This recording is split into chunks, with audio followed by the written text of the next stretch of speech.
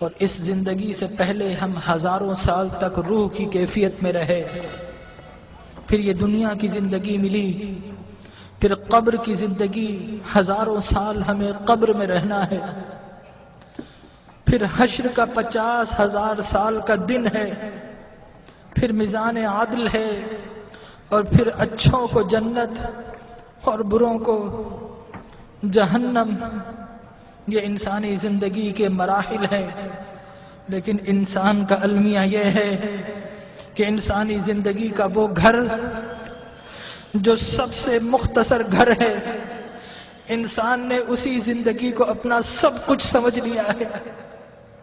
ہم اس زندگی کے لیے گھر چھوڑنا پڑے تو گھر چھوڑتے ہیں، شہر چھوڑنا پڑے تو شہر چھوڑ دیتے ہیں، وطن چھوڑنا پڑے تو وطن چھوڑ دیتے ہیں، والدین کو چھوڑ دیتے ہیں، اولاد کو چھوڑ دیتے ہیں کہ یہ زندگی اچھی ہو جائے۔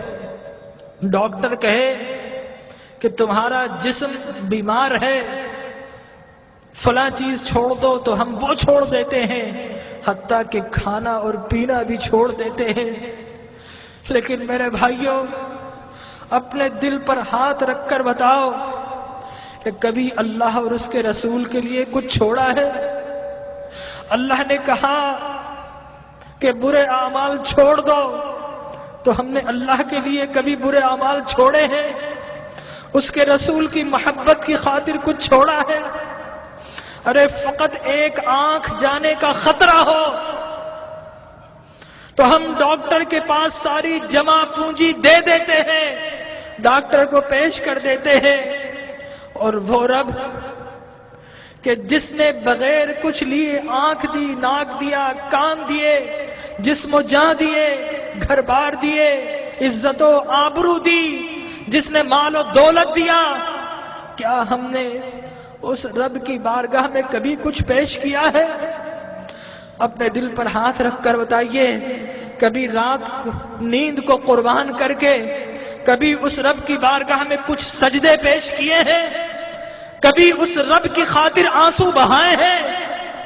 ارے اس دنیا کو سب کچھ سمجھنے والوں، اس دنیا کو بڑا ہم سجاتے ہیں، گھر میں رنگ و روغن کرتے ہیں، فانوس لگاتے ہیں، وائٹ واش کرتے ہیں، قیمتی گدے اور قیمتی سامان سے اپنی زندگی کو آرام پہنچاتے ہیں، لیکن یاد رکھیے کہ یہ زندگی 60-70 سال کی زندگی ہے، آگے کی جو زندگی، قبر کی جو زندگی ہے، وہ ہزاروں سال کی زندگی ہے، اور خدا کی قسم ہماری قبر ہمیں پکار رہی ہے، یہ ہم ہی نکمے ہیں نہیں سنتے، ہماری قبر کہہ رہی ہے کہ لوگوں میں بھی تو تمہارا گھر ہوں، لوگوں میرے پاس بھی تم کو آنا ہے۔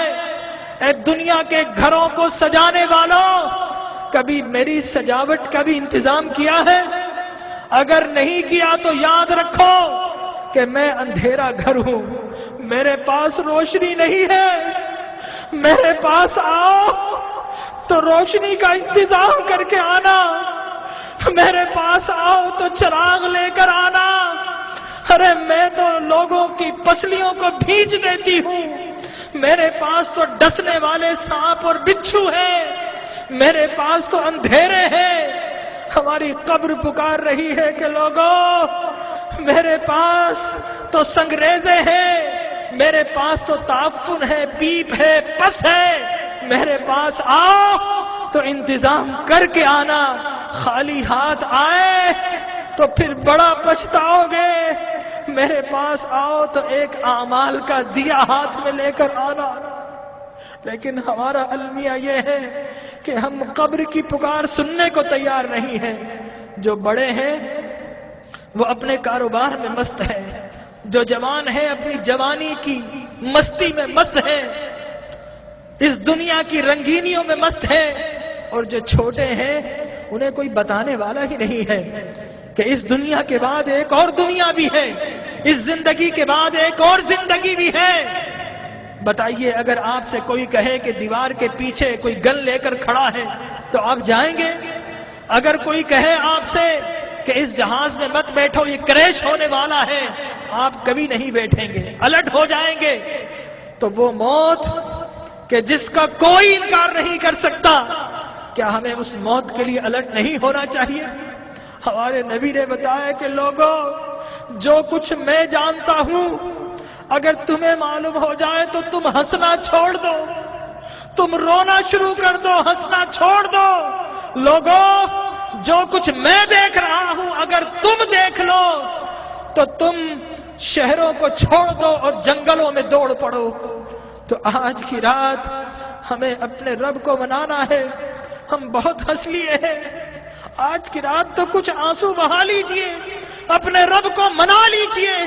ارے اللہ کے انبیاء کو دیکھیے، یحییٰ علیہ السلام بچے ہیں، 6-7 سال کے ہیں، زارو قطار روتے تھے، بے ہوش ہو جایا کرتے تھے۔ ایک روز اپنے گھر سے نکل گئے، غاروں میں چلے گئے، ماں باپ ڈھونڈ رہے ہیں، لوگوں سے پوچھتے ہیں 7-8 سال کا بچہ ہے، کسی نے دیکھا؟ ایک چرواہا کہتا ہے کہ بچہ تو نہیں دیکھا، ہاں اس غار سے رونے کی آواز آ رہی ہے، 3 دن سے کوئی رو رہا ہے اور اس کے رونے سے ہماری بکریوں نے کھانا اور پینا چھوڑ دیا ہے۔ ماں باپ اندر جاتے ہیں، دیکھتے ہیں اللہ کے نبی یحییٰ رو رہے ہیں۔ ماں کہتی ہے کہ بیٹا اب تو چلو، اب تو رونا بند کر دو۔ اللہ کے نبی یحییٰ فرماتے ہیں اماں، عذاب قبر سے بچنے کی ضمانت آپ دے دو اور رونا میں چھوڑ دیتا ہوں۔ اللہ اکبر۔ تو آج کی رات اپنے رب سے عذاب کی پناہ مانگنی ہے۔ حضرت ابراہیم بن ادھم ایک باتھ روم، ایک ٹوائلٹ میں جاتے ہیں، جانے کی کوشش کرتے ہیں، حمام کا مالک روک دیتا ہے، کہتا ہے پیسے دو۔ حضرت ابراہیم بن ادھم رونا شروع کر دیتے ہیں اور کہتے ہیں کہ یہ لیٹرین جو شیطان کی جگہ ہے، یہاں پر جب بغیر پیسے کے نہیں جا سکتا، ارے اللہ کی وہ جنت جو انبیاء اور اولیاء کے رہنے کی جگہ ہے، وہاں اعمال کے بغیر کیسے جاؤں گا؟ تو آج اعمال کا چراغ لے لیجئے۔ اللہ تبارک و تعالی ہماری حاضری کو قبول فرمائے۔ اپنی محرومیوں کو یاد کیجئے، اپنی بیماری